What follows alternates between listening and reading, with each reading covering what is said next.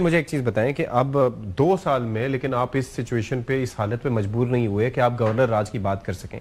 अब दिन रात गवर्नर राज की बात हो रही है, तो आप समझते हैं कि इन वजीर आला ने आपको इस नहज पे पहुंचा दिया है जिस पर अली अमीन नहीं पहुंचा पाए थे? देखें, वो चीज़ें बिल्डअप होती हैं। उन्होंने काम शुरू किया, उन्होंने बुनियाद रखी, अच्छा, और इस सूबे को इस तबाही तक लेकर आए। और अब यह है कि मैंने कहा है कि ये सूबाई हुकूमत के हाथ में है, सीएम साहब के हाथ में है।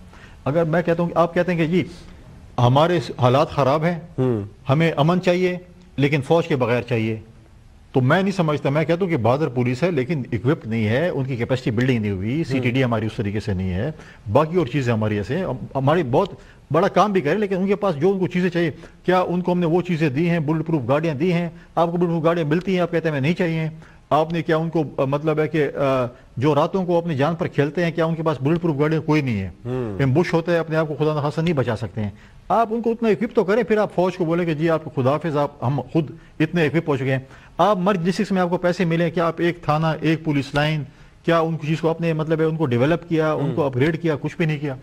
फिर आप कहते हैं हम नेता तो लड़ना चाहते हैं, नेता तो आप नहीं लड़ सकते। मुझे ये फौज भी ना हो, आज फौज हमारे सूबे से निकल जाए, हम 2 दिन सुबह नहीं संभाल सकते हैं। मुझे ये बताएं कि ये जो पाबंदी का मामला है पीटीआई पे, इस पे आपकी सोच क्या है कि क्या पाबंदी लगनी चाहिए या नहीं लगनी चाहिए? और दूसरा ये है कि -1 का जो फॉर्मूला है, आपको लगता है कि पीटीआई के साथ ये पॉसिबल हो सकता है? देखें, ये तो इन्होंने खुद डिसाइड करना है पीटीआई ने कि उन्होंने क्या करना। दूसरी बात है, पाबंदी के हवाले से अगर वफाकी हुकूमत इस पर एक फैसला करती है तो डेफिनेटली अपने इत्तेहादी जमातों को भी ऑन बोर्ड लेंगे। मेरे ख्याल के मुताबिक अभी तक पाकिस्तान पीपल्स पार्टी के साथ ये डिस्कशन नहीं हुई। जब होगी, पार्टी के लीडरशिप जब इस पर कोई डिस्कशन करेगी तो हम भी अपनी उसमें करा देंगे। जहाँ तक -1 है, तो -1 तो ऑलरेडी है। देखें, अगर आप ये कहें कि एक कन्विक्टेड शख्स ने मेरा सूबा चलाना है, जो खुद कन्विक्टेड है, एक कन्विक्टेड शख्स से मैंने डिटेक्शन लेनी है और उसी के मुताबिक मैंने चीज़ें करनी है, तो देखें हमारे लीडरशिप भी जेलों में थी, पीएमएलएन की लीडरशिप भी जेलों में मौजूद थी, उनकी सेकंड टियर लीडरशिप मौजूद थी जो कि पार्टियां चलाती थी। इधर तो कहते हैं हमने पानी भी पीने तो पूछना है अपने कन्विक्टेड शख्स से, अगर हमने ये भी करना है हमने कन्विक्टेड शख्स से पूछना, मुलाकात नहीं हुई हम कुछ नहीं करेंगे। लेकिन अगर रिमोट कंट्रोल ही सही, पार्टियां चलती हैं, कंट्रोल जो है वो आपकी तो उनके पास नहीं, है। अगर नहीं, आपकी पार्टी में तो इतनी मतलब है कि आपने पार्टी की कैपेसिटी बिल्डिंग ही नहीं किया है कि आप अपोजिशन लीडर ही अपना नहीं ढूंढ सकते हैं। आप इंपोर्टेड अपोजिशन लीडर्स बनाना चाहते हैं। उस शख्स को जिसके आप मसखरे पहले बनाते थे, क्या क्या ड्रामे करते थे, आज आपने सपोर्ट करके आप leader of the opposition national assembly बनाना चाहते हैं।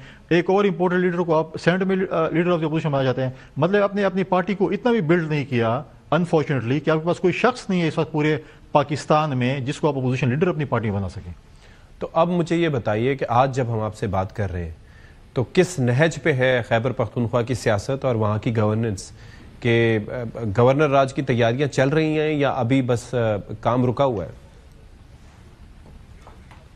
देखिए, गवर्नर राज की तैयारी तो मतलब कोई ऐसा तो नहीं है कि कोई ऐसा कोई इवेंट हो रहा है जिस पे आप पहले से तैयारियां करते हैं। मैं कह रहा हूँ कि ये बात हम कहते हैं कि मैंने हमेशा ये बात की है कि जब आप किसी डॉक्टर के पास जाते हैं वो आपको एंटीबायोटिक्स देते हैं, और कभी जब आखिरी से कहते हैं नहीं आपको बेहतर होने के लिए सर्जरी की ज़रूरत है, सर्जरी करके तो आप बिल्कुल ठीक हो जाएंगे, लिहाजा जो है वो एंटीबायोटिक्स के जो है वो डोजेज शुरू हैं। मैं नहीं समझता कि अगर प्रॉपरली केयर किया जाए तो मैं समझता हूँ कि उस सर्जरी की तरफ हम नहीं जाएंगे।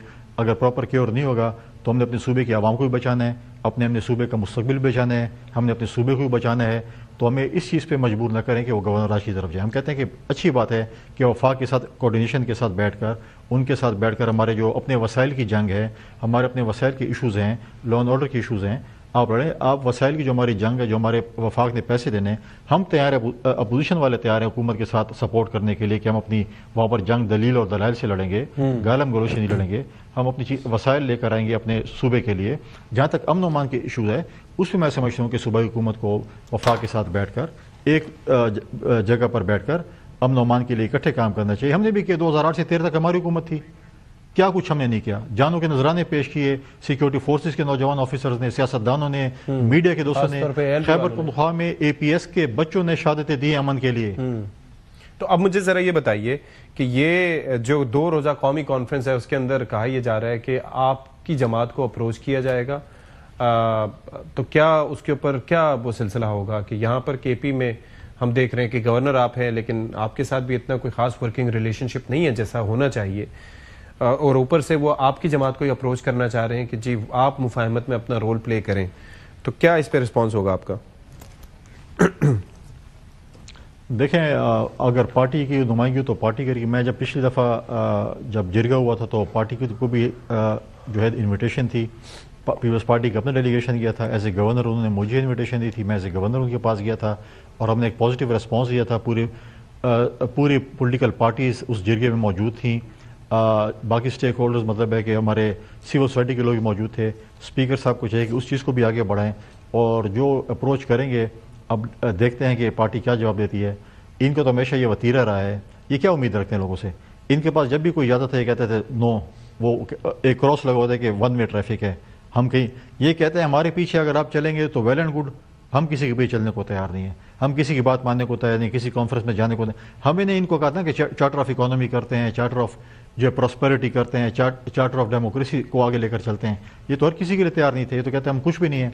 आज ये कहते हैं आप हमारे पास हैं। ये 2 वे ट्रैफिक होती है, 1 वे ट्रैफिक नहीं होती। उसके बाद भी पार्टी लीडरशिप ने डिसाइड करना है कि वो क्या करते हैं। चलें, thank you so much Faisal Karim Kundi साहब, गवर्नर खैबर पख्तूनख्वा, आप हमारे साथ थे।